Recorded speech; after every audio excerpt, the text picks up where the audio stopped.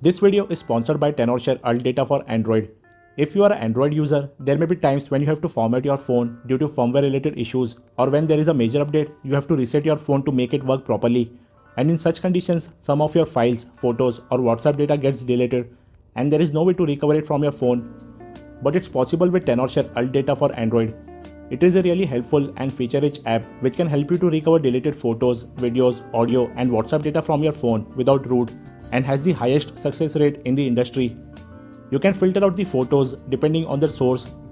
You can preview the photos and videos before recovering them, and to recover your files, just select them and click Save. You can see the recovered files in the history section of the app. In the similar way, you can recover audio and video files as well. And it can help you to recover WhatsApp data like audio, video, photos and documents. You can download Alt Data for Android directly from Google Play Store. It's also available for Windows and Mac PC. The downloading links are mentioned in the description below.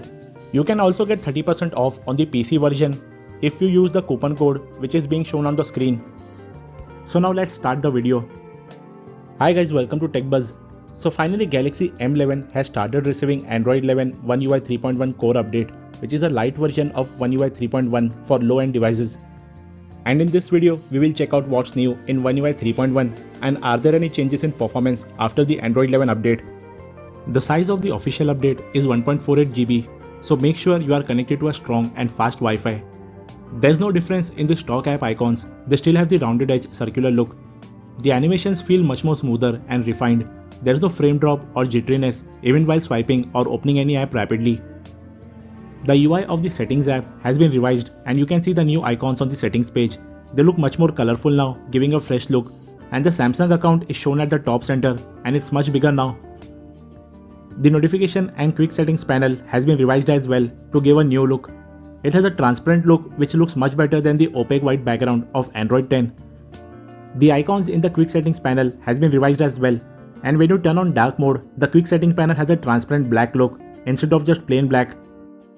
You can access media and device control shortcut and brightness option without swiping down the whole notification panel by turning it on from quick settings. With the device and media shortcut buttons, you can see recently used media apps and quickly change the playback device. So it's much more convenient now with One UI 3.1.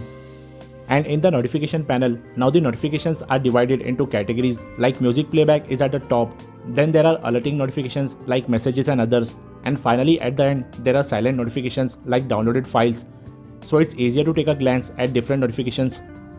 Now you have double tap to lock option as well, which can be turned on from settings in advanced feature options.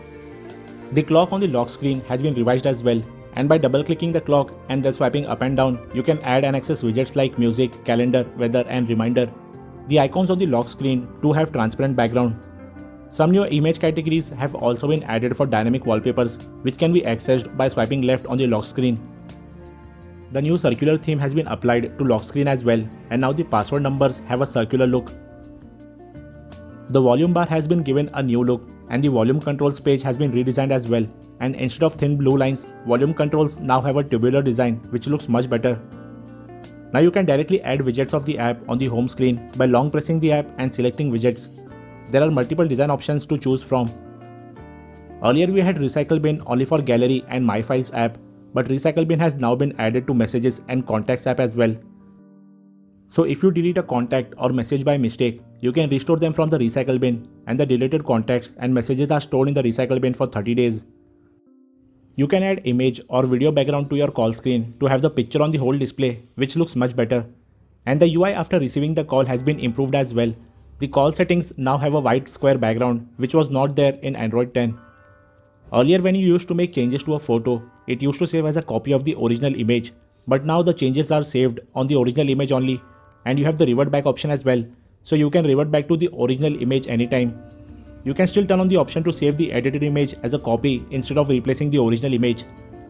The UI of the Gallery app has been revised as well, and now the advanced settings button has been moved to the bottom right corner, which was at the top right corner earlier. Sadly, the Wi-Fi Direct option has been removed from the sharing options, and now you can use only Nearby Share for sharing large files to other devices, but you can still receive files using Wi-Fi Direct. The next new feature is the notification bubble option. So if you get a text message, you can go to the notification panel, then there is a button to activate the bubble window. So when you press it, the conversations open in a bubble window and you can reply from here itself. And if you click the back button, you have chat heads on your screen, much like Facebook Messenger chat heads. You can move it anywhere or swipe it down to close it. In order to activate that, you can go to settings, then notifications. Under notifications, click advanced settings. There you have the floating options. Under that, you can activate bubbles. Next new option is the notification history. You can see here all the notifications that you have received during the day. So you won't miss any important notification which you had discarded by mistake. The security has been improved with this update, especially in regards to app permissions, and for that a new option named Permission Manager has been added. And over here you can see the list of apps installed on your phone and which all permissions you have granted to each app. Also you can deny a particular permission to a certain app. So this is a really good feature as you can deny camera permission to apps like Facebook to avoid privacy issues. In the Samsung internet browser, you can hide the status bar for more immersive experience. The look of the tabs page has been revised as well, and you can change the look of the open tabs as per your liking, whether you want a list, stack or a grid view. You can also rearrange the tabs and lock the tabs so they won't close even if you swipe them by mistake. So this can be a really helpful feature, but I don't think many people still use Samsung browser over Google Chrome. But still, it's a good addition. The look of the alarm display has been changed and you can hear the timing when the alarm rings. There's no difference in the user interface of the camera app, it's exactly the same and no new feature has been added.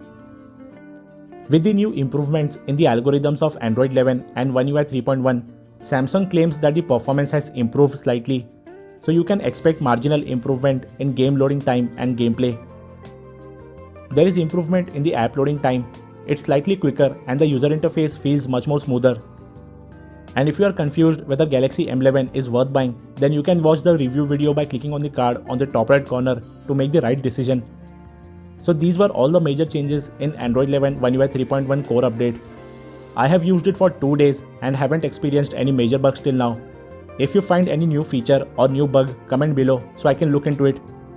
If you found this video helpful, please like and share the video, and don't forget to click the subscribe button and press the bell icon to get updates on our new video uploads. Also follow me on Instagram on techbuzz.insta page and techbuzz Facebook page.